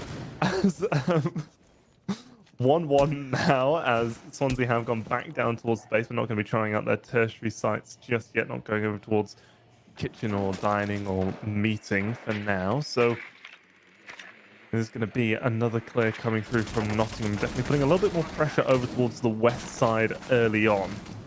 Definitely trying to get that freezer aggression going nice and early on. The E1Ds coming in from Sympology just to try and lock these Swansea roamers in their position, but the timer's not as long as it was when he was first introduced, which means Matthew can wait out that timer and then fall back safely. Still upstairs, still that kind of lasting threat that he will have to at some point come up to contend with, as I think Mataguri's drone past him without spotting it out. The Vulcan just popping, giving a little bit of time for Swansea to reconfigure themselves around Locker. They just look to try and prevent the similar sort of a push from last time. Cypher still aware of potential flank through meeting, holding that angle down as the hatch and laundry open up as well now. This Nottingham push very much focused and rewarding them with a kill onto Jaff, the big problem maker from Swansea so far for them. And now they can start to walk further and further down. Oh no, the Valkyrie tucked behind the box, but he whiffs his shots!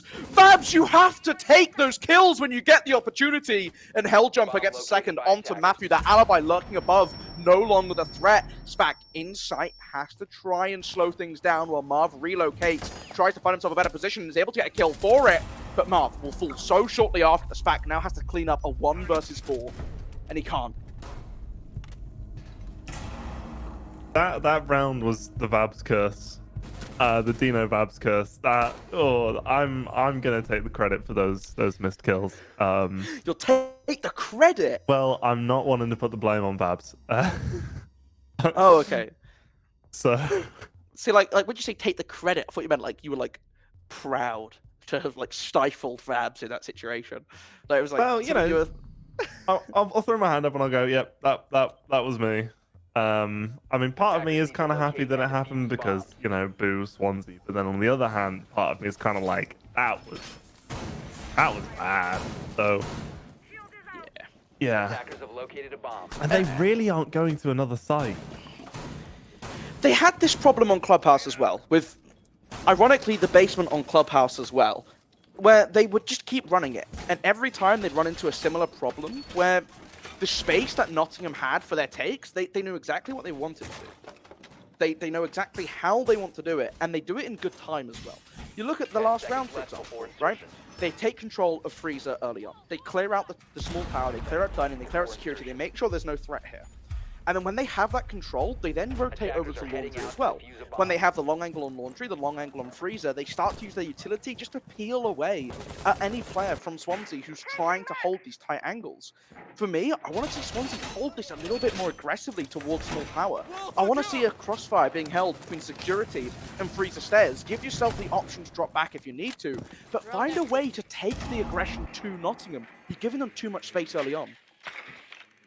Yeah, absolutely. I mean, they've they've put a reinforcement up. They've, you know, set up rotates and all the rest of it. And, oh, they're coming towards us. Let's run away. And now they're all the way back inside a meeting. And it's like, well, what was the point of putting the reinforcement there? Put the reinforcements up inside a meeting and hide a meeting. Fab apparently just didn't like the MPX and switching on over to the Legion has netted him his third kill. All 3 of his kills so far in this game have been on that Legion. So I hope we see a bit of that trend continuing as he is going to follow up and get number 4. Unable to line up the shot at distance for now onto Sympology, as Sympology has been able to work his way inside a meeting. The trade from Matthew comes in straight away to keep this one at the advantage.